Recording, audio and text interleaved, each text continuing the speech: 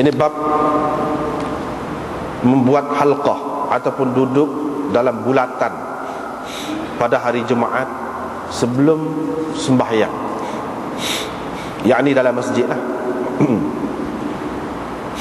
Dengan sanadnya Imam Abu Dawud meriwayatkan daripada Amr bin Shu'aib an abihi an jaddih bahawa Rasulullah sallallahu alaihi wasallam telah melarang daripada membeli dan menjual dalam masjid, dan daripada dicari barang yang hilang di dalamnya. Dan Nabi sallallahu alaihi wasallam melarang juga diungkapkan syair di dalam masjid. Nabi sallallahu alaihi wasallam melarang juga daripada at-tahalluq, yakni membuat halqah, duduk dalam bulatan sebelum bersembahyang pada hari Jumaat. Ini bab mengambil ataupun membuat mimbar. Dengan sanadnya Imam Abu Dawud meriwayatkan daripada Abu Hazim bin Dinar bahawa ada beberapa orang lelaki pergi kepada Sahal bin Sa'ad As-Sa'idi dalam keadaan mereka telah bertengkar berhubung dengan mimbar. Daripada kayu apakah mimbar masjid Nabi itu dibuat? Maka mereka bertanya Sahal tentangnya. Sahal pun berkata, demi Allah, sesungguhnya aku la a'rifu, memang tahu, benar-benar tahu daripada kayu apakah mimbar itu dibuat. Sesungguhnya aku telah melihat mimbar itu pada hari mula-mula ia diletakkan, dan pada hari mula-mula Rasulullah sallallahu alaihi wasallam duduk di atasnya. Rasulullah sallallahu alaihi wasallam telah menghantar seseorang kepada fulanah, yaitu seorang perempuan. Sahal menyebut nama perempuan itu, yaitu engkau suruhlah, ataupun supaya Nabi suruh, supaya engkau suruhlah hambamu tukang itu yang pandai bertukang itu membuatkan untukku a'wadan, yakni mimbar daripada kayu, untuk aku duduk di atasnya apabila aku bercakap dengan orang. Maka perempuan itu menyuruh hambanya membuat mimbar itu. Jadi hamba dia itu pun buatlah menggunakan kayu tarfa al-ghabah, kayu tarfa dalam hutan, tidak jauh daripada Madinah. Kemudian dia pun membawa mimbar itu, bawa mari. Perempuan tadi pun menghantar orang kepada Rasulullah sallallahu alaihi wasallam menceritakan kepada baginda bahawa sudah siaplah. Nabi sallallahu alaihi wasallam pun memerintahkan supaya dibawa mimbar itu, dan ia diletakkan di sini. Kata Sahal, aku melihat Rasulullah sallallahu alaihi wasallam bersembahyang di atasnya dengan bertakbir, kemudian rukuk, dalam keadaan baginda berada di atas mimbar itu. Kemudian Nabi sallallahu alaihi wasallam turun dengan mundur ke belakang, lalu bersujud di pangkal ataupun dekat, yakni kepala dia tu sampai dekat kaki mimbar itu. Kemudian Nabi sallallahu alaihi wasallam melakukan pula seperti itu.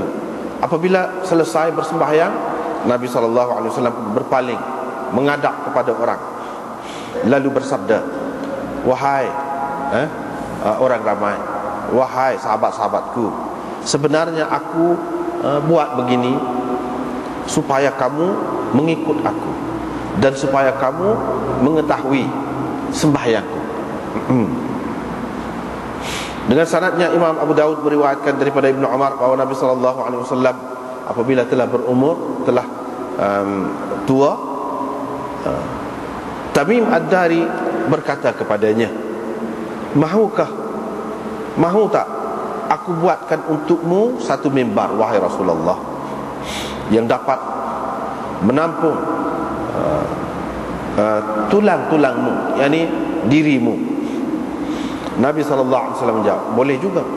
Fattakhadha lahu mimbaran mirqatain. Maka dia pun membuat untuk Nabi satu mimbar yang terdiri daripada 2 anak tangga. Bab mawdi'il mimbar, ini bab tempat duduk ataupun tempat diletakkan mimbar.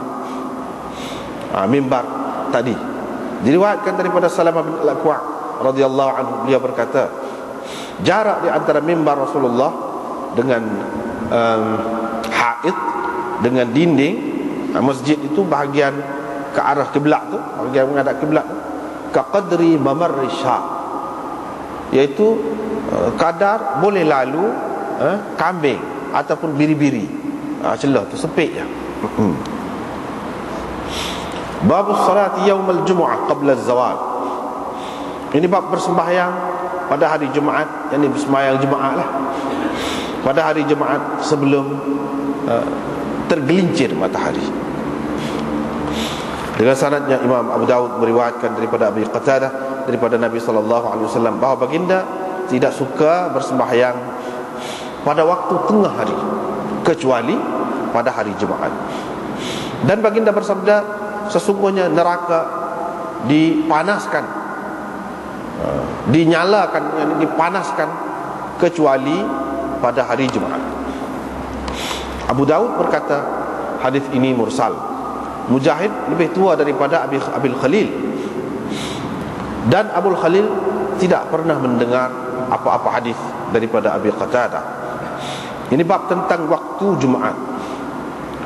Dengan sanadnya Imam Abu Daud meriwayatkan daripada Anas bin Malik, beliau berkata Rasulullah SAW selalu bersembahyang Jumaat apabila matahari telah tergelincir.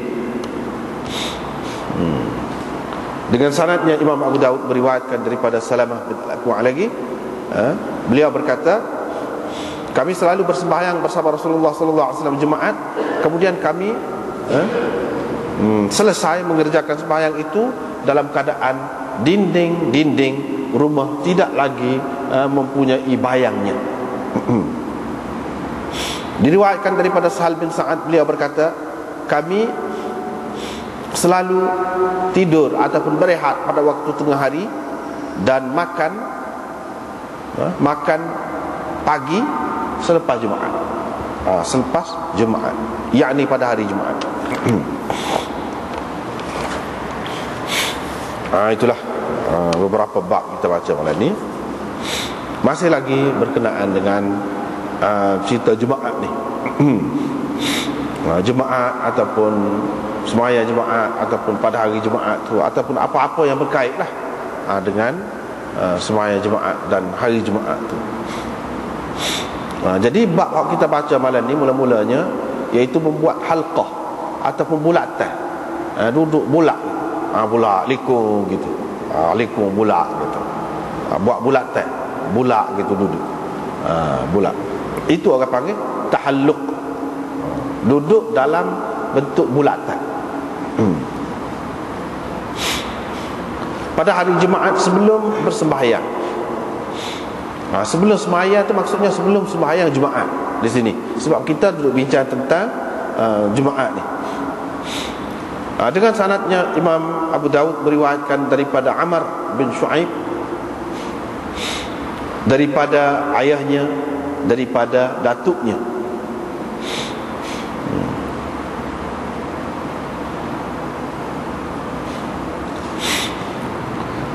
Sesungguhnya Rasulullah SAW, seperti kita terjemah tadi lah, larang. Ada beberapa perkara dalam hadis ni Rasulullah SAW larang. Yang pertamanya berjual beli dalam masjid. Yang keduanya duduk sibuk cari barang hilang dalam masjid. Yang ketiganya mengungkap syair, baca syair dalam masjid ataupun bersyair lah. Insyad ini asal maknanya syair orang lain, kita baca.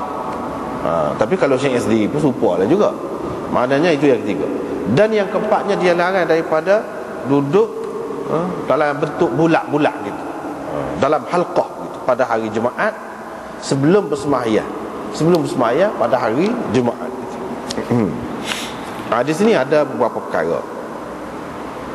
Yang pertama, sebelum pergi lebih jauh,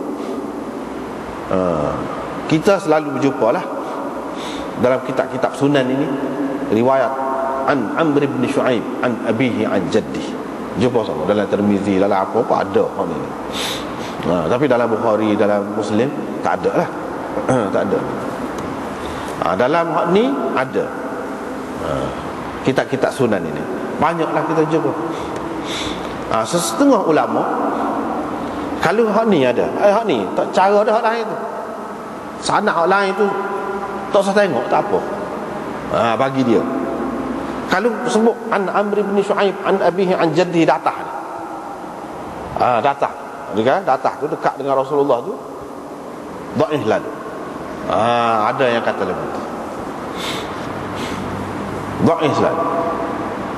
Di antara ulama yang berpendapat begitu ialah Yahya bin Sa'id Al-Qattan.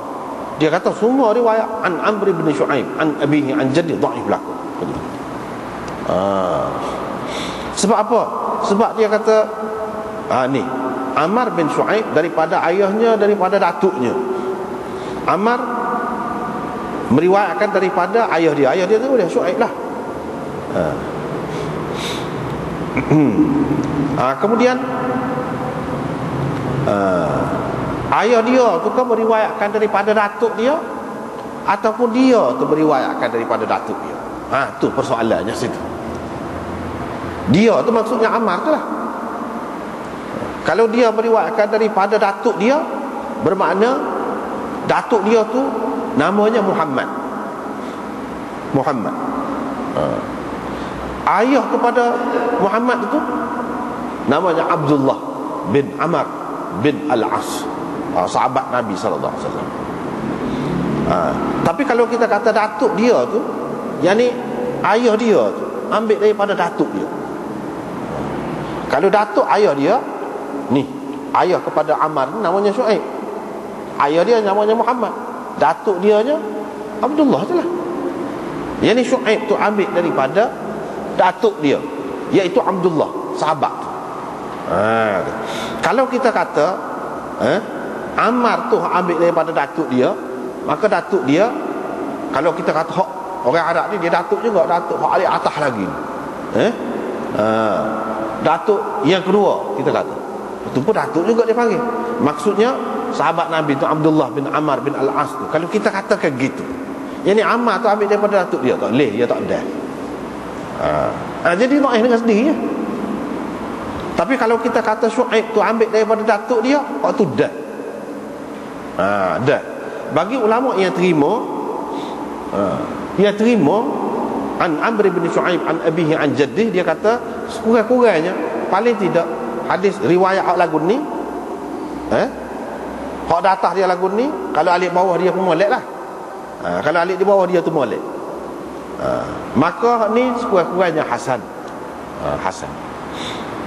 Kecuali kalau alik bawah dia tu ada masalah lain, ceritalah. Tu tengoklah pula, boleh jadi dhaif ke apa ke. Tapi kalau hak lain tu molek setara mana pun, kalau ada hak ni alik atas ni paling tinggi, dia kata hasan. Ada yang kata gitu. Ada juga yang kata sahih pun ada. Tetapi hak lebih ketat, hak lebih kemah dan lebih cermat seperti Yahya bin Sa'id Al-Qattan, dia tak sih. Sebab apa? Tidak jelas. Bagi dia hak ni semua ni riwayat Ammar bin Shu'aib daripada ayah dia, daripada datuk dia ni semua ni wijadah berlaku. Dia jumpa je kitab ayah dia tu. Dia bukan terima daripada datuk dia tu, Shu'aib tu. Dia bukan terima daripada datuk dia, dia jumpa kitab. Jadi semuanya riwayat daripada kitab tu. Sebab Abdullah bin Amr bin Al-As ini salah seorang sahabat Nabi yang memang tulis hadis semasa Nabi sallallahu alaihi wasallam masih ada lagi. Nabi sallallahu alaihi wasallam benarkan dia tulis hadis. Dan kitab dia tu orang panggil As-Sahifatus Sadiqah. Kitab dia tu mengikut Yahya bin Sa'id Al-Qattan, dia kata semua ni kalau an Amr bin Shu'aib an abihi an jaddihi ni sebenarnya daripada kitab tu dia ambil. Kalau daripada kitab lagu tu itulah yang dibahasnya. Tak tahu lagi, boleh jadi ada tokok tambah ke pula.